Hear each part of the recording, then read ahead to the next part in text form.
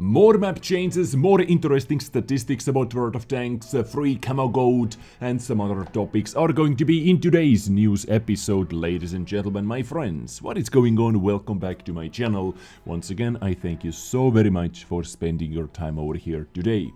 We have a lot of things to cover, so let's dive right into the action. And first up, if you still didn't know that, if you have not used a code called Home Sweet Home, then do that now, enter it into the premium store code section and get his 2D style for free. Stay at home, you have some slippers over here, you have a TV, you have toilet paper with the moisturization thingy. I wonder what they are hinting towards, ladies and gentlemen, or maybe it is just my dirty mind.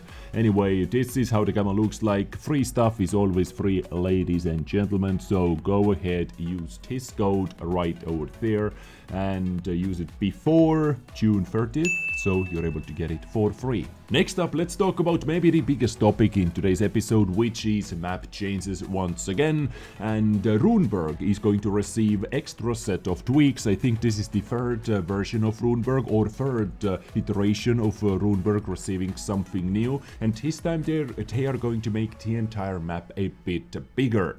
But they are also going to do something to the north side over here on the open field. As you can see, this is the before picture, and if I click this one, you can see some extra housing just to protect from sniping, against sniping from the middle, and they added this house over there as well, just to make it a bit more balanced compared to the south side. As you can see, south side has so much more protection, has houses in the middle, north side doesn't have anything. Basically, if at the moment with this iteration over here, if you lost the north side, if you lost the north open field, and if enemy vehicles were going to push in like from the middle already, you were done. You had no way to escape. You had no cover on the open field compared to the south side. As you can see, house over there, house over there, house over there, so many houses. You can hide behind this entire section of houses as well. You had so much cover to fall behind you, for example. Nothing like that in the north. Still nothing like that in the north on the open field, but at least this thing is going to do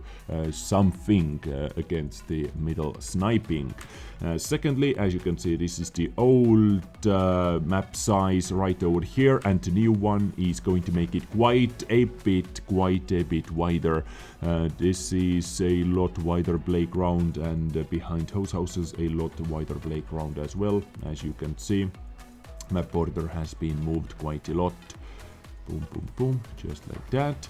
And here you can see that from the minimap as well. City section made wider, like this is what they did to Ruinberg. And actually all the previous versions or all the previous changes remain on the Ruinberg. If you haven't seen those, every single change, go check out my previous map changes episodes.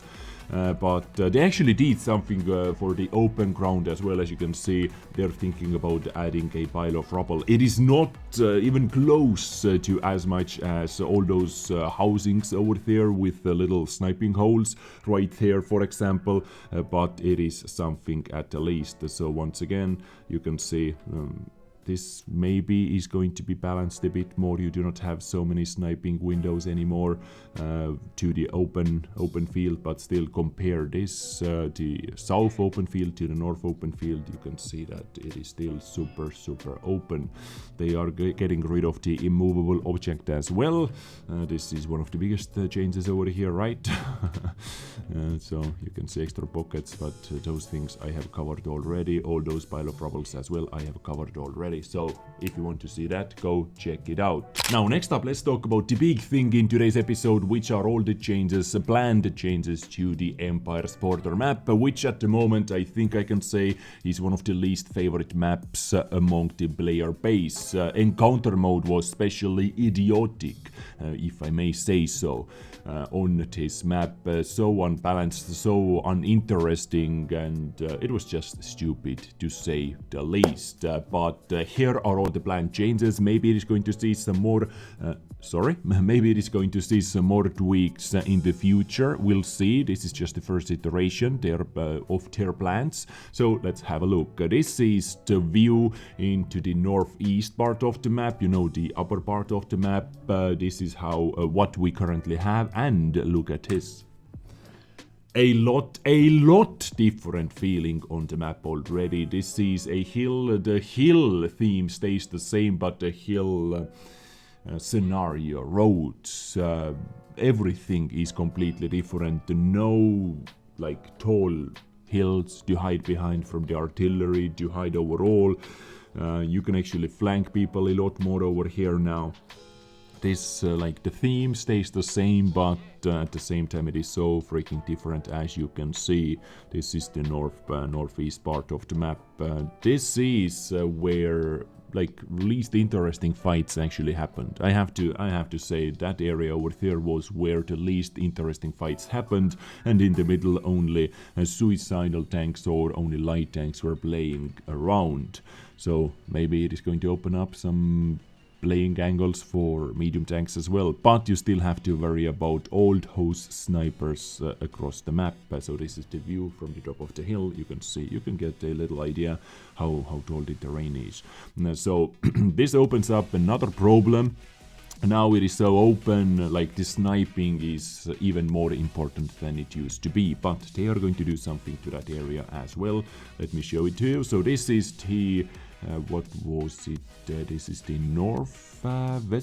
northwest side sniping hill. You know, base is just down that direction, and usually snipers came up here to snipe into the main playing ground, into the middle of the map, behind these bushes. And look at this, they completely changed this area as well. They moved the Great Wall a bit. They have the power to do that. And you still have the sniping balcony, but a bit different angle. And you have, I would say, easier time to get up there, like easier position overall, like more clear where you should be, bushes, stuff like that. Moving on, this is the view, like over there.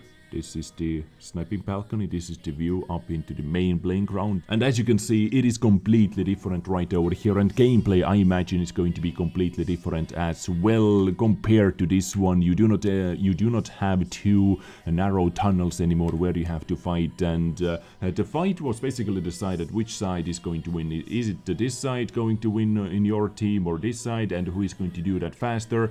Who did that faster was able to flank the enemy team, and boom, that decided the entire battle most of the times. But now, how it is going to play out, we just have to wait and see. It is impossible to tell from the pictures, but you can see what they are planning, and it is quite a drastic change in that part at least. Now let's talk about this middle sniping area, sniping slash early spotting area. This is how it looks like at the moment, and after the changes, boom, this is how it looks like. They added some more protections, some more rocks, so this position, I would say, actually becomes even better, because you can snipe into the south, or actually into the north east if you are looking at from the minimap perspective, but you understand into those hill parts what I showed you at first. And you have some cover as well. You have three different positions where you can hide behind three rocks now compared to the previous version. Indestructible objects, you were able to hide behind those houses, but those houses were destroyable, destructible houses. Moving on, this is the main, one of the main fighting areas. Another angle. Yep, they completely opened it up. Completely opened it up. No more two tunnels. I would say one big fat tunnel with a little obstacles in the middle of it. Basically, this is how it comes down to. We have some rocks over there, some rocks there, so you can do side scraping, you can be sneaky, you can do some flanking, stuff like that. But yeah, it is different, and only time will tell if I like it more. Well, I cannot like it less because, as I said, for the reasons as I said before. And from the top town view, phew, Jesus, like, extremely narrow tunnely map turned into extremely open map. You can be sneaky with some faster vehicles flanking enemy tanks still from here. Yeah, maybe it actually turns out to be a really interesting playground. Maybe it actually turns out being very interesting playground, only time will tell. This is the very edge of the map. Yep. Looks nice. Looks nice, looks nice. Roger that. So, ladies and gentlemen, this is Empire Sporter. Let me know what you think about this map. Quite a big changes. While the overall theme of the map stays the same, playstyle maybe is going to change a lot actually. But let me know what you think about this one in the comments down below. And finally, let's take a look at yet another set of interesting statistics about World of Tanks in 2015-2016. I always love to look at those statistics, those numbers, so let's have a look at this little video, recap video. Welcome back. Today we go through 2015, 2016. Nice, nice, nice. Okay, so this was the freezing challenge, I guess. Wargaming's office did that once again, and community events take us all over Europe.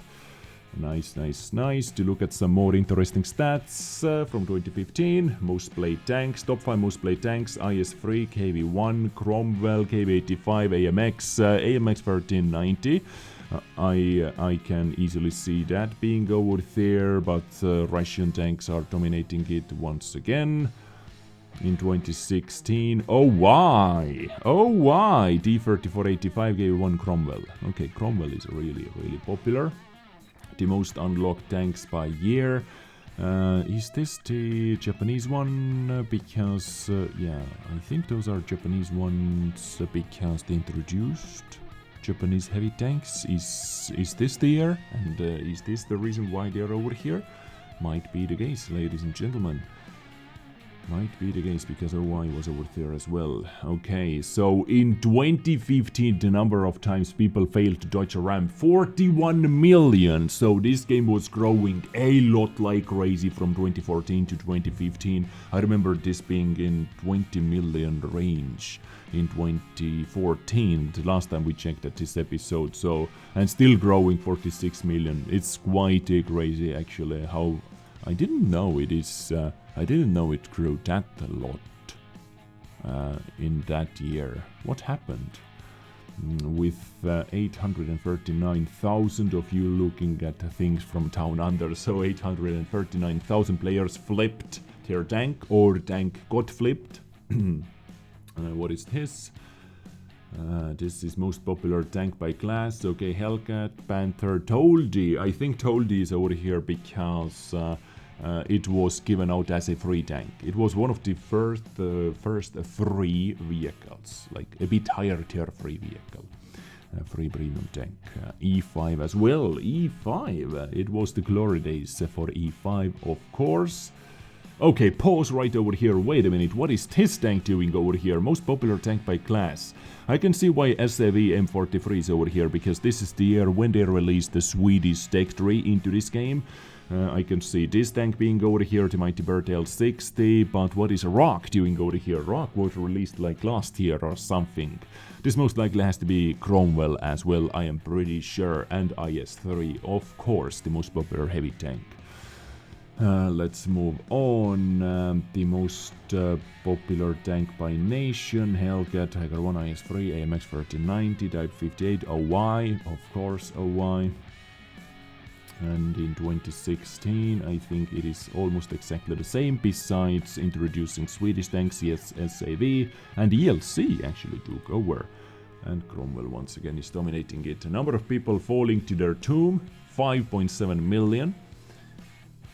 And in 2016 it was 11.3 million. And of course, ladies and gentlemen, of course, the number of artilleries that ran out of air while scuba diving in 2015 was close to 2 million. And in 2016 this number rose to 2.14 million.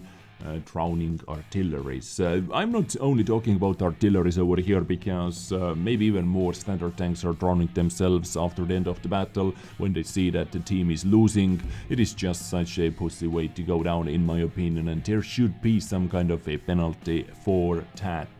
Once again, I'm not talking about only artillery players. I'm just saying that they are tracking those statistics, but there is nothing against it, which is a bit weird. But hey, it is what it is, right?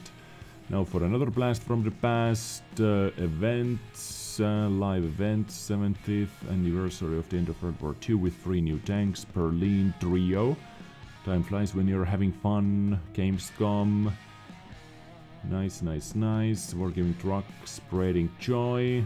Tank enthusiasm continues. New physics like power sliding. And this became a thing. Flipping tanks over became a thing. Tankfest. Yeah, Tankfest was getting big. Moonbase. Oh, that was a fun event, ladies and gentlemen. That was a fun event, in my opinion. That was a fun event. Tune in next time as we look back on 2017, 2018. Beautiful. I am interested about those type of statistics. Are you interested as well? Let me know in the comments down below. And this marks the end for my today's episode as well. Ladies and gentlemen, I sure do thank you for tuning in today, for spending your time over here. I hope it was informative. Make sure to check out this special code who received his stay at home special style. Ladies and gentlemen, that is me done. I thank you so much for your attention. If you enjoy my stuff over here, leave a like button, click down. If you enjoy it a lot, subscribe. It is free. Ladies and gentlemen, notification squad, notification bell, gang, join with that as well. I get you next time with something else. Maybe something extremely juicy. Take care, stay awesome, and bye.